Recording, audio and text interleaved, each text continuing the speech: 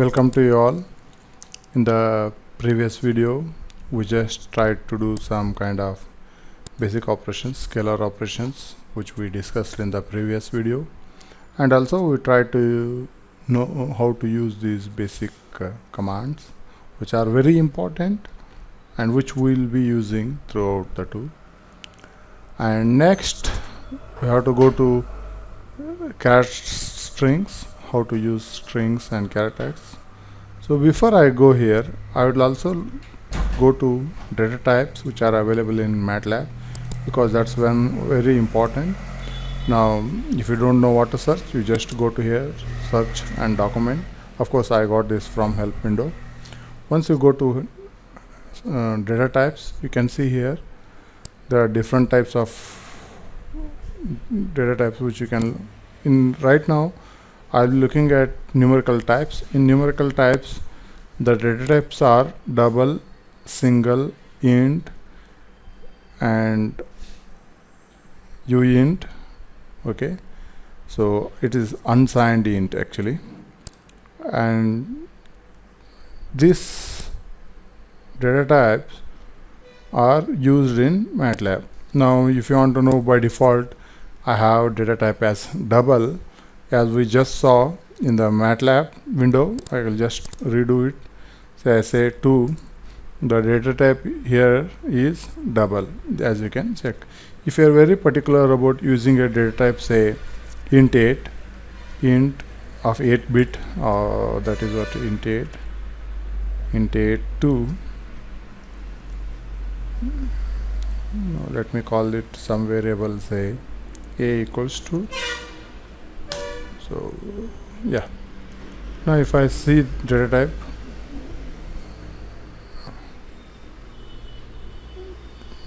int 8, yeah, I think both uses same data type. So let me say okay, I was checking wrong type. Okay, ANS, as it was first case, it was double and it was int 8. Now if I say I want have b equals to int 16, I can have b equal to int 16. I can check here, b equal to int 16. Now what's the difference? Now if I want to know the difference, I'll just click on int 8. Now int 8, as it says, it uses 8 bits, that is 1 byte. So this data type requires 8 bit to store this data. Therefore we can have range from 2 to the power 7 minus 1. So since it's an integer, it has both negative and positive. If it is a uint, or then in that case it will only have positive side. Then you can see the difference between int 8 and uint 8. Here it starts from minus 2 to the power 7 to plus 2 to the power 7 minus 1. That is what is, this is the range.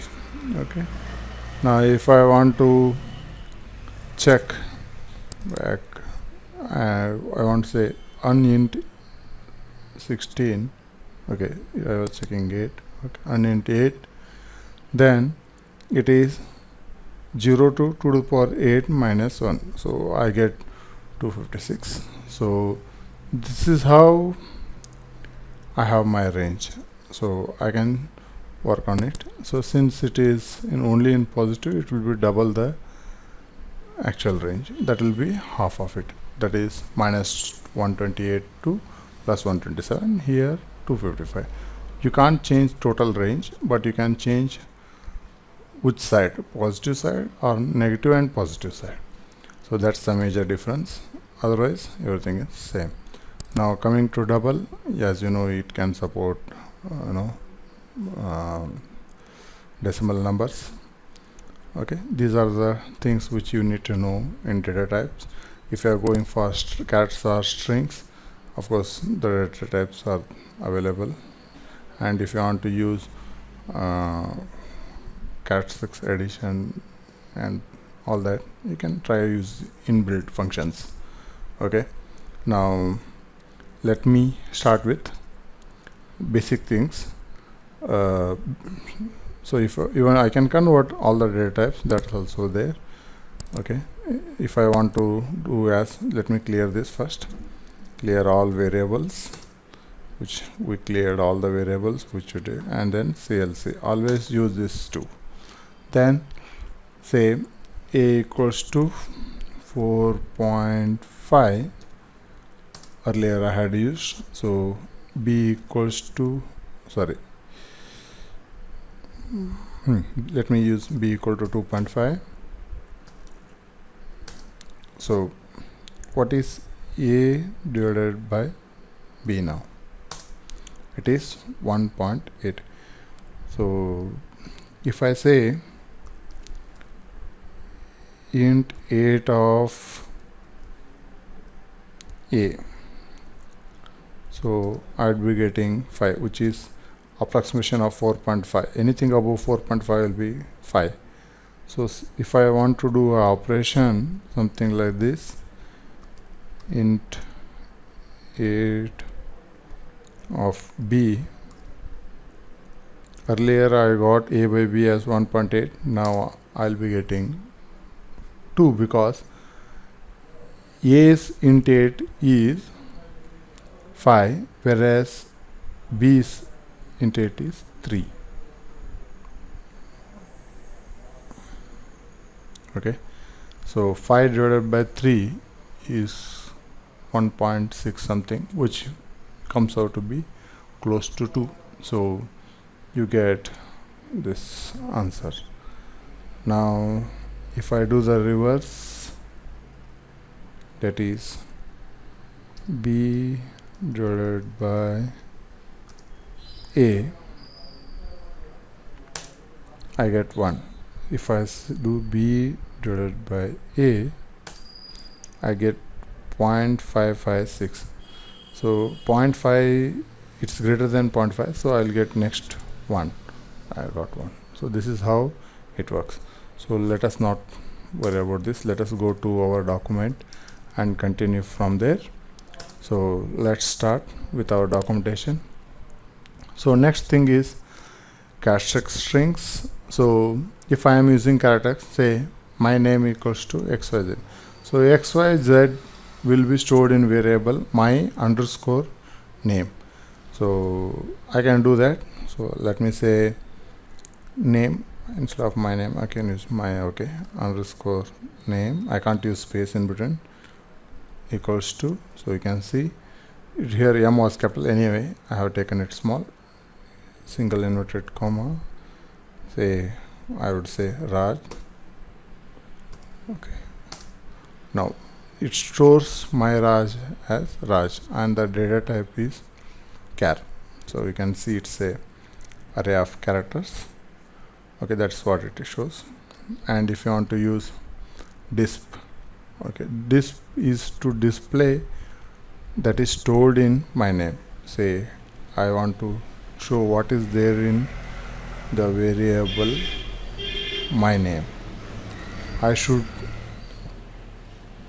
rewrite same thing. Okay, it is Raj. By mistake I missed that underscore, then it will throw an error because my name is not defined, my underscore name is defined. Okay, that's what it says. Is it this? Okay, then if in this example instead of disp they have used something else, let us try this. First let me tell you another thing that is missing here, that is input. So if I want to read from command window, I can say a equals to input. So I would ask user to, no, I want to inform user, say please enter a number. Okay, this is what I want to ask user. Let me run this. then it asks please enter a number. Till I enter a number, it will not go ahead. If I say 2, automatically that 2 is gets stored in variable a, and that is what it is. So you can see it's a data type is double. Okay, now if I want to display this back, I can use disp. So disp a. If I want to say the number is 2, then I can't use it by this because it is both. So then in that case I will be using square bracket as it says this. If I have two things, temperature is and also what kind of information. So in similar way here I want to say the number you entered is, if I want to say something like this, and this, you can see here there is a comma and it says num2 string, because when you are displaying it, it should be back to string. It's a number because we just saw a is a double, so you should get back to string. So you should use num2 string. It's a built-in function str. You can see here str of what, which variable you want to convert. So here it is stored in variable a, which you want to display. So that's it. So if you want to say something else after that as a character, you can say. Here I don't have to say, I'll simply say this. It says the number you entered is 2. Okay, I hope you understand this. If you have any confusion, always go to help, okay, which I would do all the time, and say disp. So I would get all the information about disp as a function and then display value of the variable. So yes, this is what I want to know. So once you go here, you can get to know how to use disp, okay, display, displace, and how to use this. In case if you have more than one data type to be displayed in the same window, say, then you can use square bracket instead of saying disp, and all that is there in this. So please check the support. Okay, and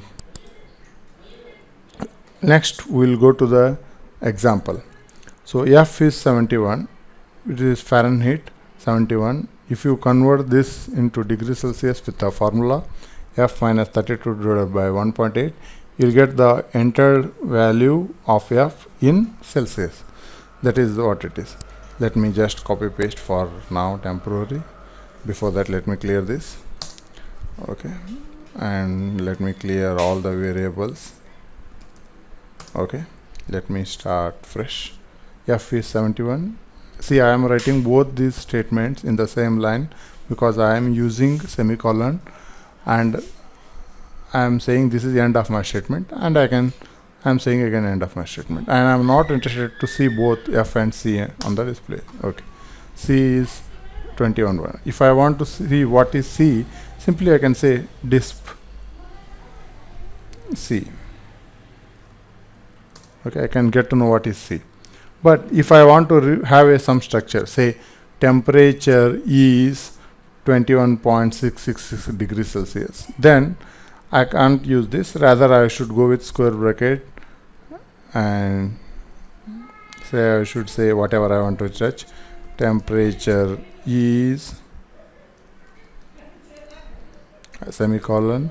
Say it's a number. I have to convert it to string if I want to use it, and it is stored in value C, which I want to display. And after displaying the number, again I want to say it is Celsius. I can use degree cell and so on. And I'm just typing. You can continue typing. So now if I enter, I should be saying temperature is 21.66, which is same as C. and decreases whatever I write here. So this is how it works. Now if I want to just add one more, if I don't want f to be fixed, I want it to be a variable, then f equals 2, okay, f equals 2, I would say input. I'd ask user to enter. So enter temp in Fahrenheit, whatever you want to write. So as soon as you enter this, it will ask you if you enter say 60 instead of 71. Now f is holding 60, okay. Then you can rerun the previous commands, okay. Since this is not required, I'll delete this. Then it has converted, and if you are interested to see as per this format, yes, this is what it is.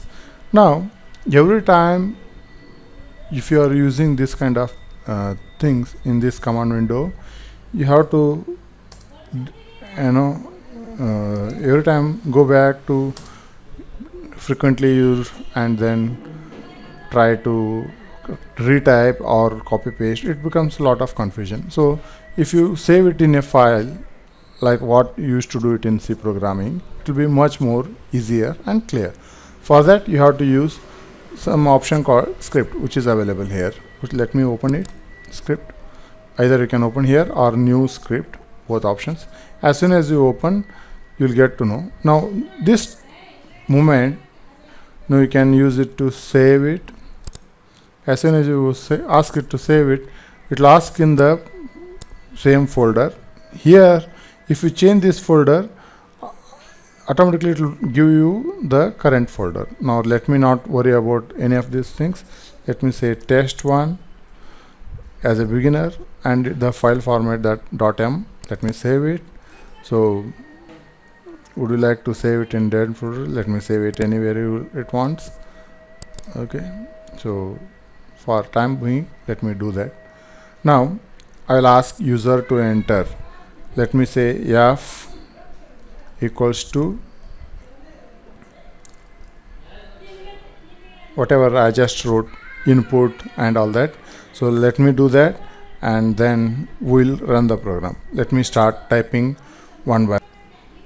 Okay, I just finished typing. Now how do I start? Always I should say clear all CLC, because I don't know what is there on command window and what is there in workspace. Let me clear it. Then I'll ask user to enter input, which will be stored in F, and then I will convert it into C, and I'll display that back on the screen. Now let me run this. Just if you see, you go to editor now. As soon as you go to editor, first you have to save this whatever you type, then you can get this option only in editor, not in home. You will not get in home. Now you will have to go to editor and say run. Of course I stored it somewhere, not in this current folder. Then in that case it will ask me this option. Then either I can change the current directory, or I can say add this thing to my current directory. Let me do that. As soon as I entered, it will ask in the command window, enter. So let me say 71. Okay, automatically it displayed whatever it has to. Now if I want to change something in this program, say I don't want to display degree, then I will simply say this, and I will save this. Let me rerun again. 71. Yeah, so it is so easy. So now the importance of script is when you have a program which requires you to add, delete something, for more than few lines, better go for script. And you can also save it in a file, and you can transfer it from one place to another place. But if you are just using for one or two commands, you can use it in command window. Anyhow, at the end, all the scripts will be run in command window only. So you need not have to worry about any of the things. As soon as you run a script, it runs in the back end in command. If you like this video, kindly click the like button below. Subscribe to this channel for updates on this and similar topic and share the video with your family and friends. Kindly suggest the topic of your interest to be covered in the next videos, and also your point of view about this video in the comment section below.